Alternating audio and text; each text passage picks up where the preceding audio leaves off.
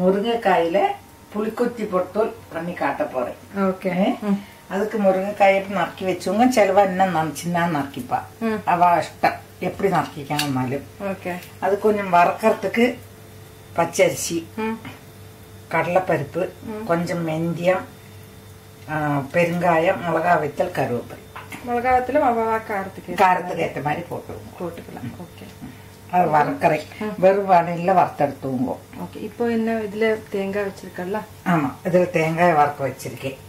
தேங்காயை கடைசியில போட கொடுப்பேன். சிம்மில் வச்சிருக்கேன்.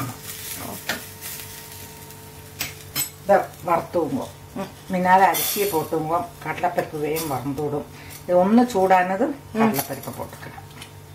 ഒരു മെന്തിയും കടലപ്പരിപ്പെല്ലാം പോട്ടുക്കണം. പെരുങ്കായത്തെയും ഇപ്പളെ പോട്ടുണ്ടൂല്ല. ഇതൊന്ന് ബ്രൗൺ കളർ ആവണമാ. ഒരു വെടിപ്പ് വന്ന പിന്നെ കടലപ്പരിപ്പ് പോട്ടുകല.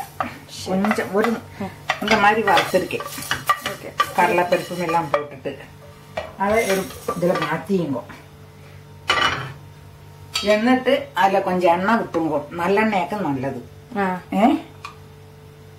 இந்த முருங்கைக்காய் இருக்கே அதை போட்டு அதில் ஒன்று வதக்கணும். உடஞ்சி போகாக்கி இருக்கிறதும் வதக்கிறது.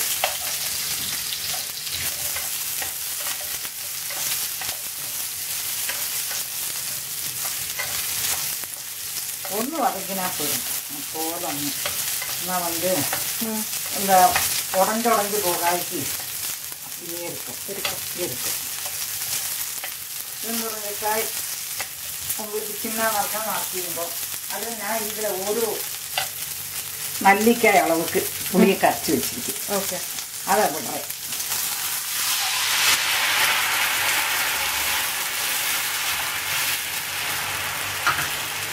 மஞ்சப்பொடி போடுறேன். உப்பும் மஞ்சப்பொடியும் போட்டு விடலாம். முருங்கைக்காய் உப்பு போட்டாலும் வெந்து விடும்.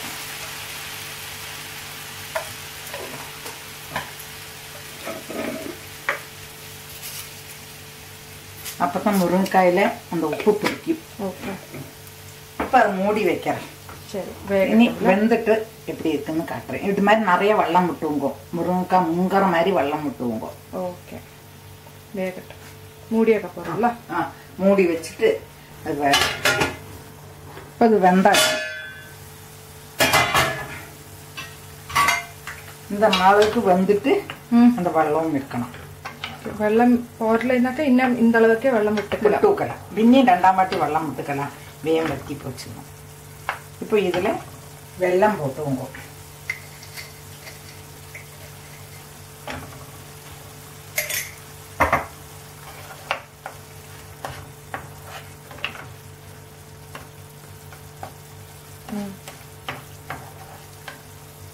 இந்த பொடி பொடிச்சு வச்சிருக்கேன். பொடிச்சுன்னு வந்திருக்கேன். இந்த பொடி அதில் போட்டுக்கிறேன். பொடி போடுறதுக்குள்ளேயே அந்த வெள்ளமெல்லாம் வெட்டி போயிடும்.